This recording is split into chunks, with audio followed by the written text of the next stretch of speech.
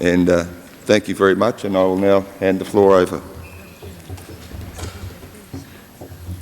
It's me again, but this time I'd like to introduce our Mayor, Her Worship Celia Wade-Brown, to give you a welcome to Wellington.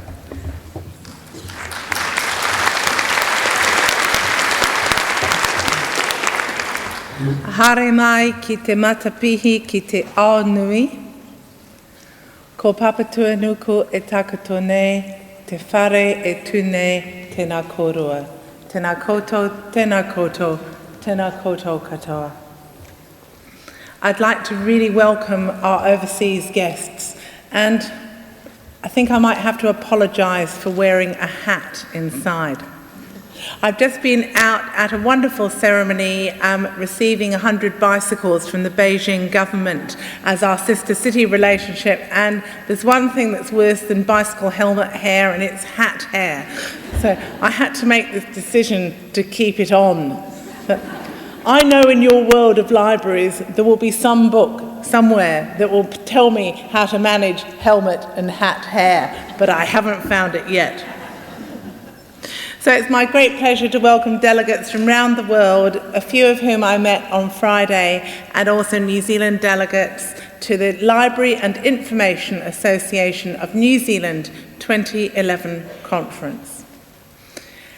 I really value the increasingly important role of connecting the people of the world with the information and the ability to put their contestable views for others to dispute. Libraries and information are not a one-way street. In my own life, combining my computer background, my teaching and local government backgrounds, I'm passionate about universal access to knowledge and access to technology, whatever your first language, whatever your visual or hearing or other abilities or disabilities. Knowledge brings power both to the individual mind and to the collective will of the people. And Wellington, our smart capital, is a green, vibrant and friendly city. We have a new strategic vision which combines 4 pillars: eco-city, connected city, people-centred city and a dynamic central city. And I have to say that our central library is a great focus of all of those ambitions.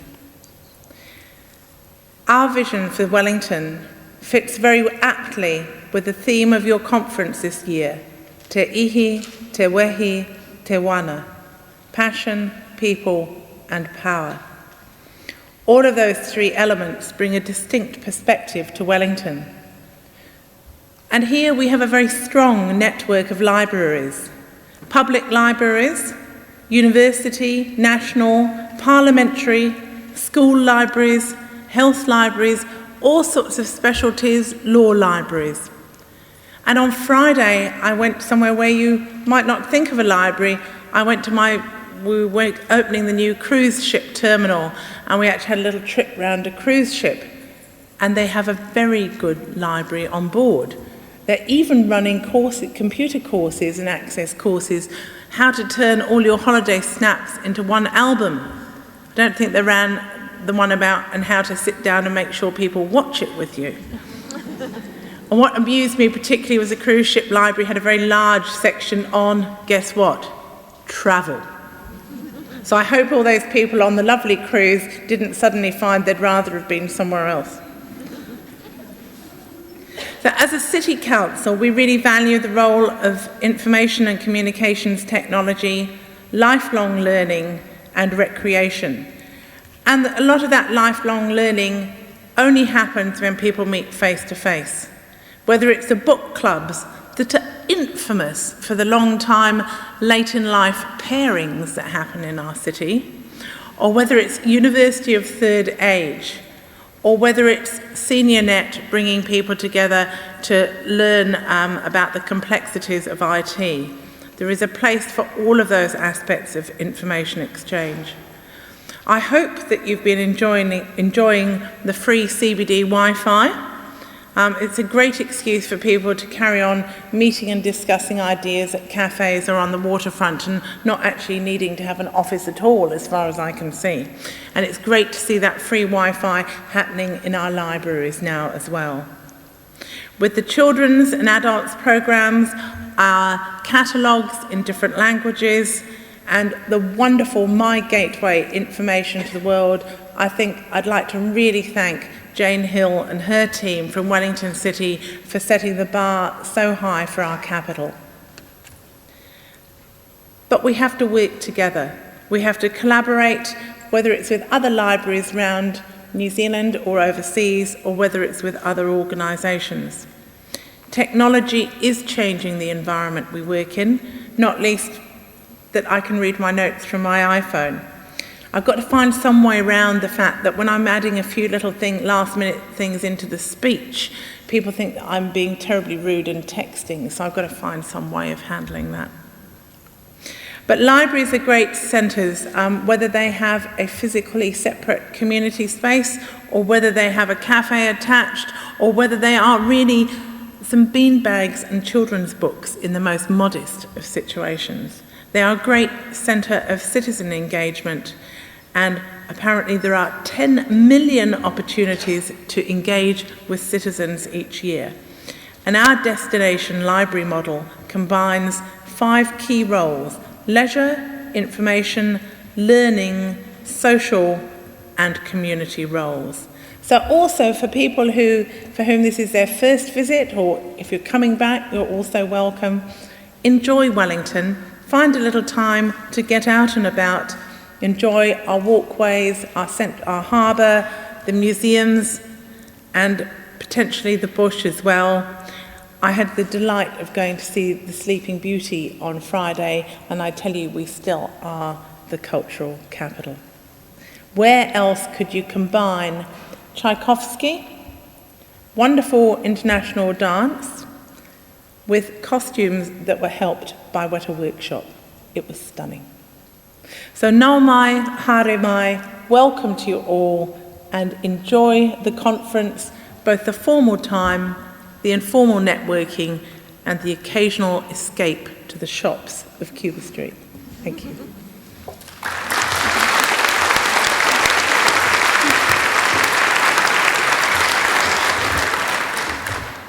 Thank you, Your Worship. We appreciate you making the time available, because I know that you were receiving the Beijing bikes, which have been donated to the city, and you hopped in here on your way, although I almost thought you might cycle in.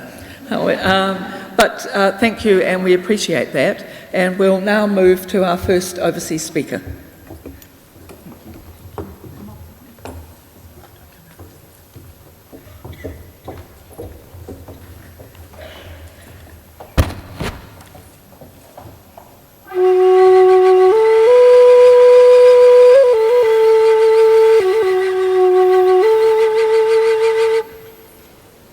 I thought I'd play them on.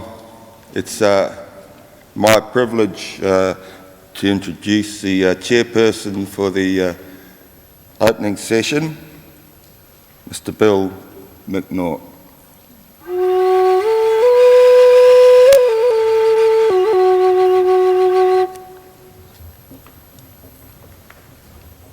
Kia ora tātou.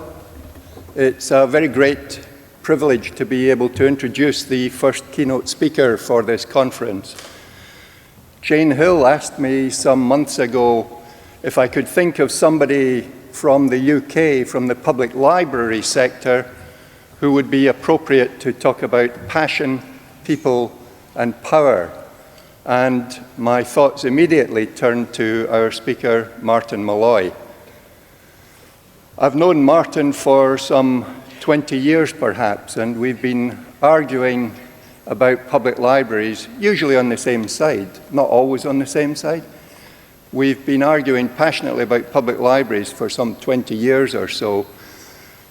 Martin, I have to say it is a great pleasure to be able to welcome you here, partly because Martin and I are great friends, but also because this conference, I think, is very lucky to have somebody of Martin's experience to be able to share with us the knowledge that you bring from the situation in the UK now, but also looking back over your career at the changes and at some thoughts about where the UK stands and the path to the future there. Martin has been described as an icon of the library profession in the UK. When he was introduced that way, Martin actually misheard it. He thought he was being described as an acorn of the... He doesn't look like an acorn to me, but he really is one of the outstanding figures in the library profession in the UK and remains a chief officer, highly placed as a strategic director of cultural and community services for one of the largest local authorities in England. He'll tell you all about that shortly himself. I know we're running a little bit behind schedule, so I'm not going to say any more to steal Martin's time. Can I just explain, though, for the benefit of Apirana in particular, that Martin is reluctant to share his waiata with us. His only waiata is "Swing Low, Sweet Chariot." And I've explained that it would be culturally inappropriate to share that with us this afternoon. Anyway, without further ado, please welcome Martin Molloy.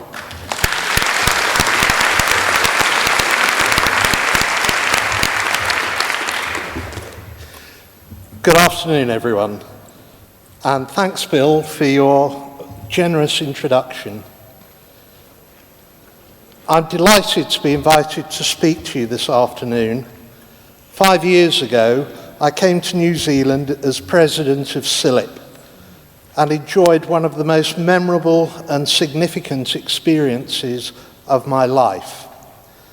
I was so impressed by the warmth, imagination, and commitment of the librarians I met on that trip, and I have a perfect mental picture of experiencing the haka in New Plymouth, spiritual and spine-tingling at the same time, unforgettable. And I could add to that the experience that I've had today and describe it in the same words. And a particular thank you to Jane and Sue for only telling me that was going to happen 5 minutes before it did. I need to say one sentence to make sure you are on my side this afternoon. And that sentence is, well done, New Zealand, on winning the Rugby World Cup 2011.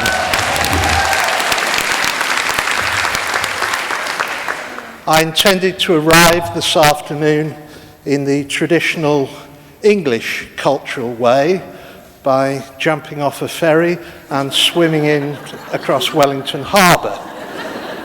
Sadly, I decided not to do that in case Greenpeace started a Save the Whale rescue. Finally, before I begin, can I publicly congratulate my old friend and colleague Bill on his appointment as National Librarian. He is a man of integrity, honesty, vision, and no little political savvy. Well done, Bill, and well done, New Zealand, for placing your trust in quality when you see it. Well done, Bill.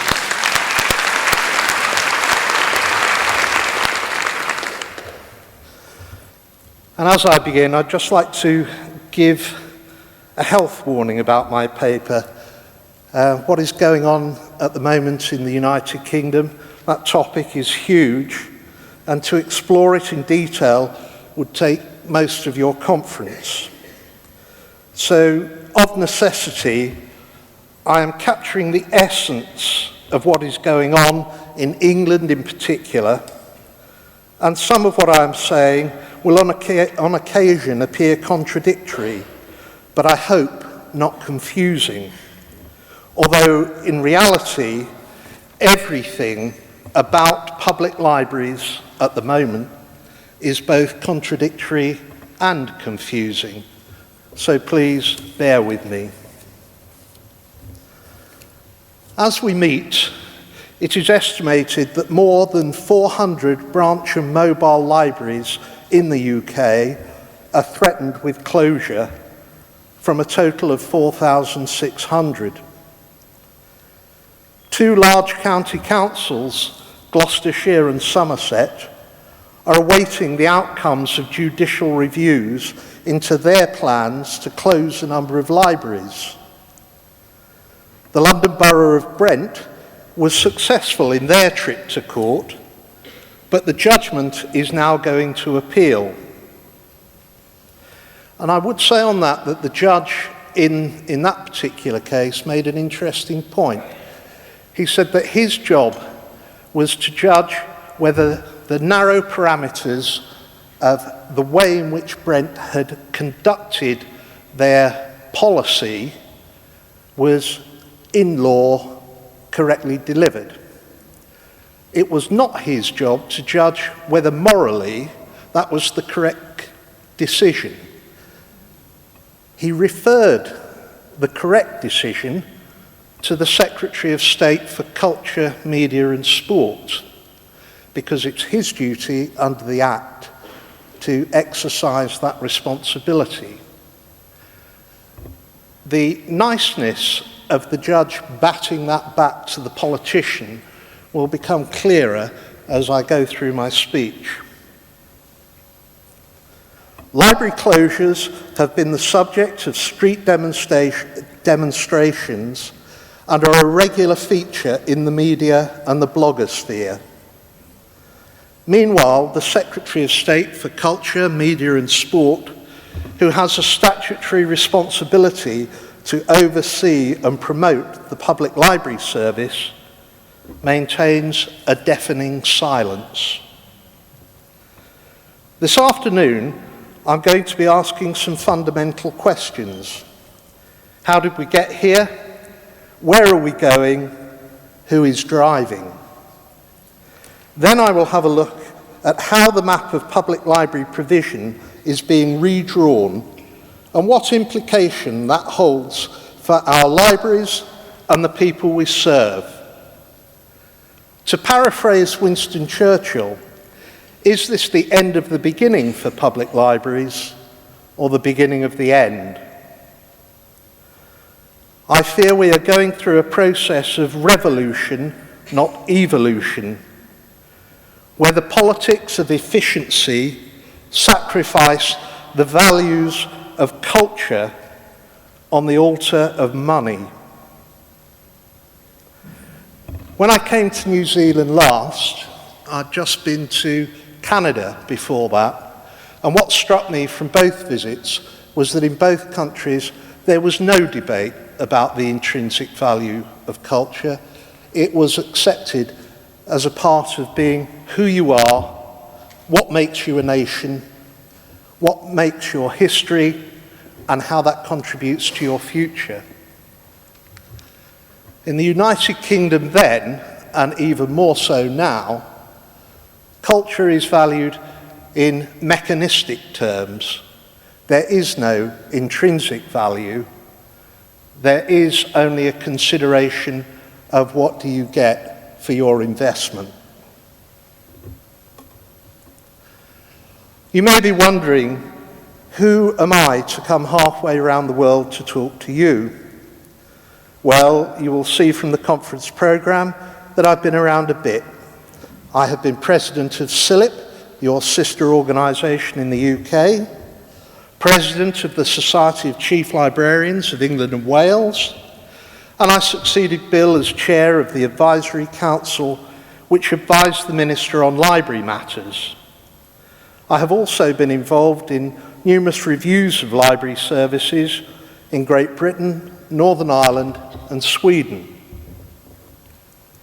In my day job, I am a strategic director for Derbyshire County Council, one of the largest local authorities in the UK, with a population of over 750,000.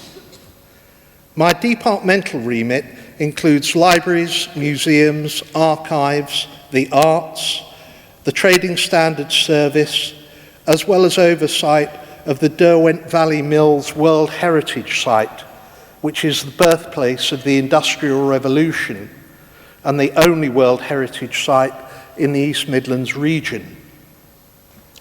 You will see behind me some stunning images from my beautiful and varied county, taken from our massive database of historic images, picturethepast.org.uk. Geographically, Derbyshire is one of the largest counties in England, 100 miles from north to south, and one of the most rural. In the west, there are wide open spaces, rolling countryside, and spectacular hills, with very few settlements. This is the home of the Peak District National Park, one of the first of the UK's national parks, and still one of the most visited. We also boast some of the UK's greatest country houses, including arguably the finest of them all, Chatsworth House, home of the Duke of Devonshire. In the east of the county, by way of contrast, there is a cluster of small and medium-sized communities where the majority of the county's 750,000 people live.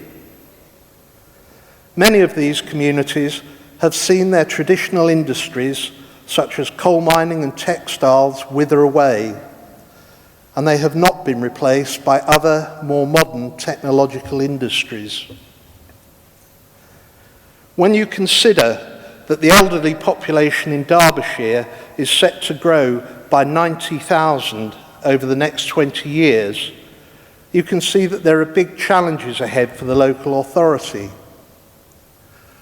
I believe passionately that libraries are part of the solution, not part of the problem. I see it as my mission to keep libraries high on the local authority's agenda and to retain a deserved place at the top table. I like to think that is why you will not see Derbyshire County Council listed among those councils which are making swinging cuts to their library services. That brings me to the first of my big questions. How did we get here? There is no national library service in the UK.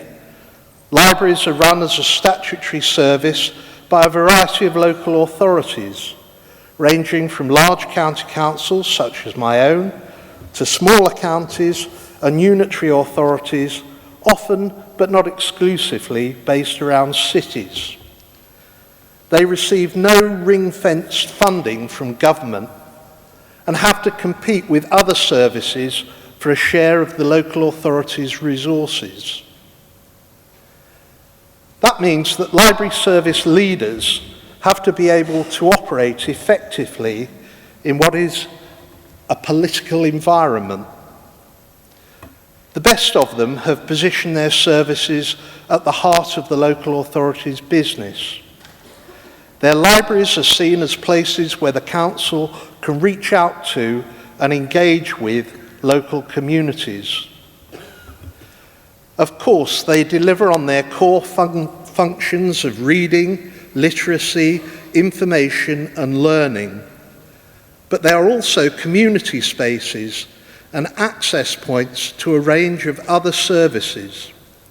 And they deliver on wider agendas such as health and well-being, economic regeneration, and community safety. I see myself as a corporate leader.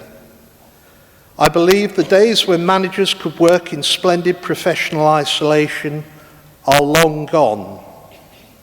The very survival of the service we manage depends on others recognizing the contribution they make to those wider objectives of the local authority and its partners. However, I suspect that many chief librarians do not operate at a level where politicians and senior officers recognise their right to advocate for libraries or influence strategic priorities.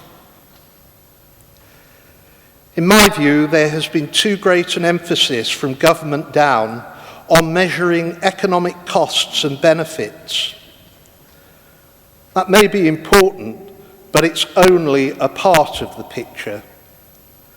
Some organisations, such as Local Government Improvement and Development, have tried to come up with ways of measuring the impact of cultural services, including libraries. But what they have failed to capture is their intrinsic value. What they do that is unique and irreplaceable. It does not answer the question of why a local authority should invest in libraries rather than adult education, health promotion, or benefits advice. If local authorities are not clear about what libraries are for, they have not exactly been helped by central government either. As long ago as 2003, the Department for Culture, Media and Sport, the government department responsible for libraries, published Framework for the Future, its 10-year strategy for public libraries.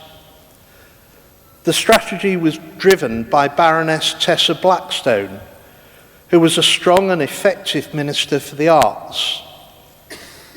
Sadly, her successors in the post have not had anything like the same impact. Baroness Blackstone's aim was to create a shared sense of purpose for the public library network, to identify its core mission, and to map a course for its development.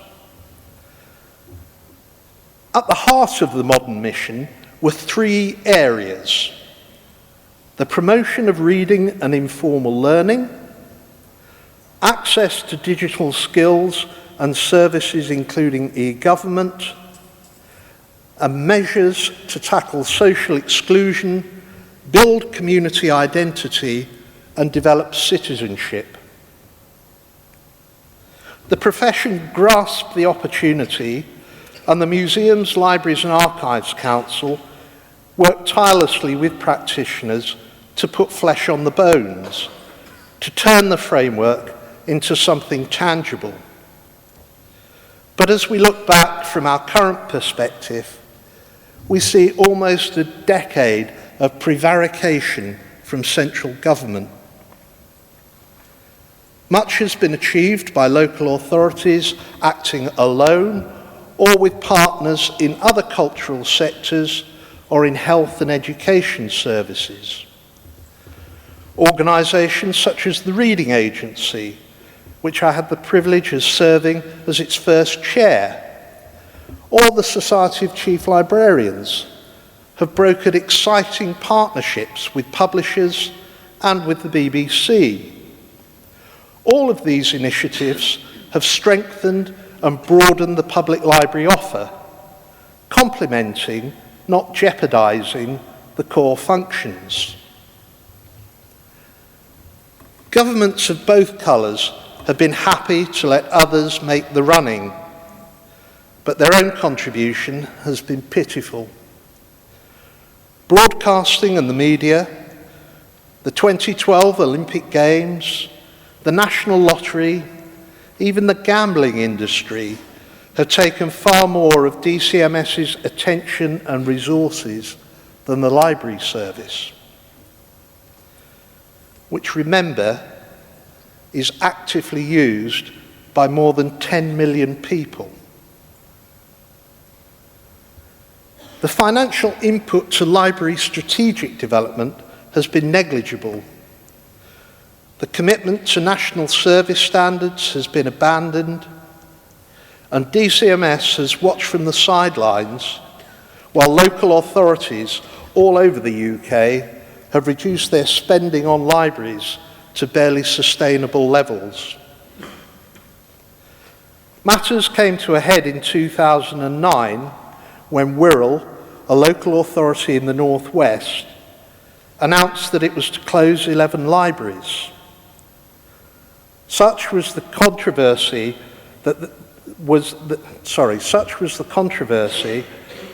that the then Secretary of State was forced to intervene, first by requesting the local authority to talk to the Museums, Libraries and Archives Council, and then by setting up an independent review. The review, carried out by Sue Charteris, a former local authority chief executive, raised significant concerns about strategic planning, consultation and decision-making. And the proposals by Wirral were eventually withdrawn. This is the only occasion I can recall in the past 20 years when the Secretary of State has used his or her powers to intervene. In fact, the previous recorded instance was when Derbyshire County Council was subject to an independent review of library closures in the early 1990s. You may think it's rich of me to talk about the Act being used or not used when I've been one of the only recipients of having it used against me.